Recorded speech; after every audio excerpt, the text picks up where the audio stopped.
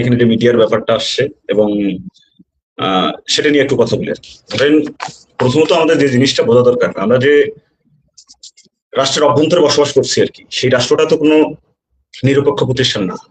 রাষ্ট্র যদি আমরা কমিউনিস্ট দৃষ্টিভঙ্গির জায়গা থেকে কথা বলি, তাহলে রাষ্ট্রটা হচ্ছে এটা হচ্ছে ব্যাপক শ্রেণীনিবিড় একটা বিষয়। অর্থাৎ এই রাষ্ট্র ক্ষমতায় যারা আছে, যে শাসক গোষ্ঠী যে শ্রেণীটা আছে, এই রাষ্ট্র তার পারপাস সার্ভ করে। এই যে মিডিয়া, সেই মিডিয়ারও তো একটা শ্রেণী চরিত্র আছে। যদি আমরা বলি যে এই মিডিয়ার আসলে মালিক কারা, আমরা বাংলাদেশে যে মেইন স্ট্রিম মিডিয়ার কথা বলছি, মেইন স্ট্রিম মিডিয়া বলতে আমরা যারা বুঝি, যে জিনিসটা বুঝি, সেগুলো সমস্ত কিছুর মালিক কিন্তু হচ্ছে আপনার এখানে হচ্ছে বাঙালিরা। আরো পরিষ্কার ভাবে যদি বলি তাহলে হচ্ছে বাঙালি ব্যবসায়ীরা, অর্থাৎ ব্যবসায়ী একটা শ্রেণী। এবং এই যে রাষ্ট্রটা এখানে আছে, সেই রাষ্ট্রটাও দাঁড়িয়ে আছে একটা উগ্র জাতিবাদের উপর, বাঙালি সংখ্যাগরিষ্ঠ জাতিবাদ এবং তার যে সংস্কৃতি সেটার উপর। ফলত পাহাড়ে যে ধরনের নিপীড়নের ঘটনা ঘটে, যে সামরিকীকরণের ঘটনা ঘটে, যেভাবে দখলদারিত্ব চলে, এই প্রত্যেকটা জিনিসই চলে তো হচ্ছে সেনাবাহিনীর মাধ্যমে, এবং সেটা একটা উগ্র বাঙালি জাতিবাদের মাধ্যমে, বাঙালি সংখ্যাগরিষ্ঠবাদের মাধ্যমে। তাই এইখানকার যে মিডিয়া, সেই মিডিয়া তো এর হচ্ছে বাইরের না। এই যে রাষ্ট্রীয় ভাবাদর্শ এবং মিডিয়ার ভাবাদর্শ দুটা মিলিত এক। ফলত সে কারণেই মেইন স্ট্রিম মিডিয়া পাহাড়ে যে ধরনের ঘটনাগুলো ঘটে, এই ঘটনাগুলোকে প্রচার করবে না, করা তার হচ্ছে কাজও না। কারণ সে রাষ্ট্রের একটা ভাবাদর্শগত বা আদর্শগত হচ্ছে হাতিয়ার হিসেবে এখানে ব্যবহৃত হয়।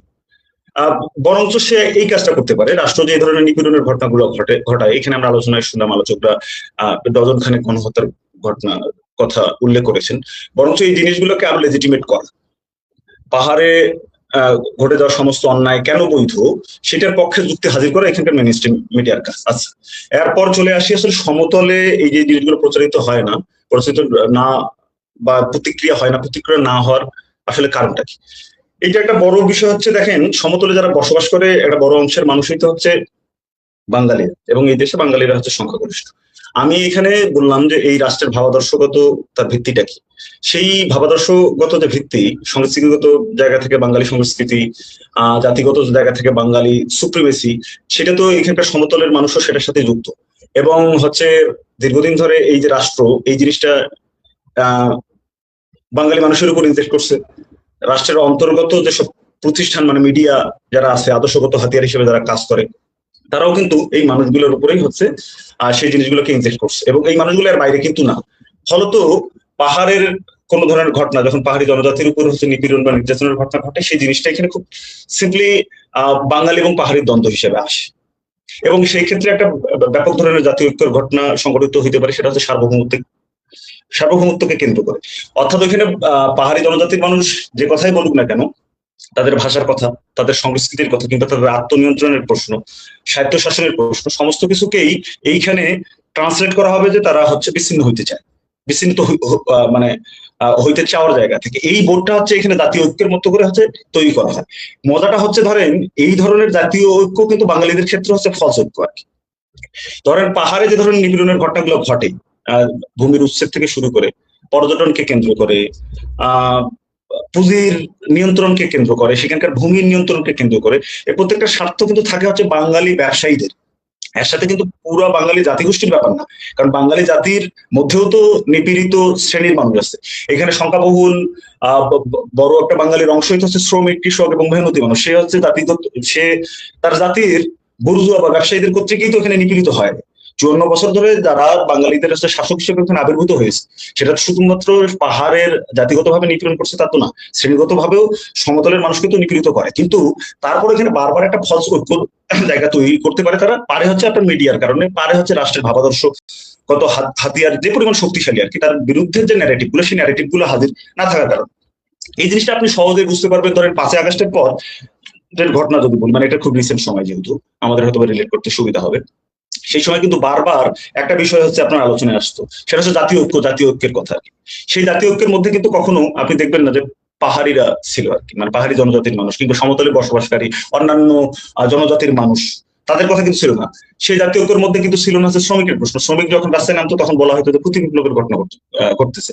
সেই জাতীয় ঐক্যের ক্ষেত্রে কিন্তু হচ্ছে কোনোদিন কৃষকের স্বার্থ ছিল না, সেই জাতীয় ঐক্যের ক্ষেত্রে কিন্তু কখনো হকারের স্বার্থ ছিল না, সেই জাতীয় ঐক্যের ক্ষেত্রে কিন্তু আপনার নারী প্রশ্নটা তো ছিলই না। নারীরা আমরা দেখছি যে কিভাবে সে হচ্ছে আক্রান্ত হয়েছে।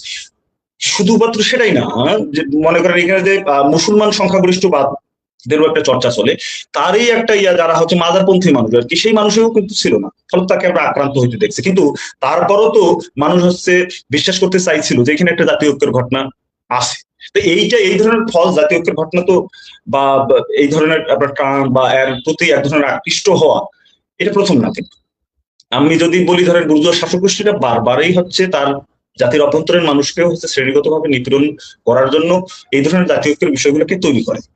যেমন আপনি যদি হচ্ছে আমাদের স্বাধীনতা সংগ্রামের কথা বলেন, সেখানে তো একটা জাতীয় ঐক্যের বিষয় ছিল আর কি। ধরেন পাকিস্তানের বিরুদ্ধে যখন আমরা লড়াই করছি, সেখানে বাঙালি জাতিবাদের যে বিকশিত রূপ হিসেবে আমরা দেখতেছি। কিন্তু যখন বাংলাদেশ স্বাধীন হওয়ার পর যদি আমরা বলি, সেখানে একজন শ্রমিক যে কারণে অংশগ্রহণ করছে, একজন কৃষক যে কারণে অংশগ্রহণ করছে, একজন নারী যে কারণে অংশগ্রহণ করছে, সেই বিষয়গুলো কি বাঙালি জাতির অভ্যন্তরের মানুষ কি সেটা পাইছে? পায় নাই কিন্তু। তো ফলত এই বিভ্রান্তিতে একটা বড় একটা জায়গা জুড়ে বাঙালিদের মধ্যে থাকে।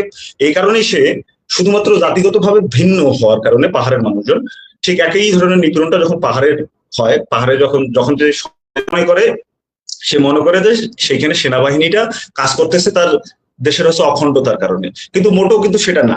সেখানকার সেনাবাহিনী কাজ করছে একটা কর্পোরেট স্বার্থের কারণে। তার হচ্ছে কর্পোরেট যে পুঁজি, সেই পুঁজির হচ্ছে সঞ্চালন করার জন্য, সেই পুঁজির নিরাপত্তার কারণে সেখানে পাহাড়িদেরকে সেই করছে। এই জিনিসটা তার ভিতর থাকে।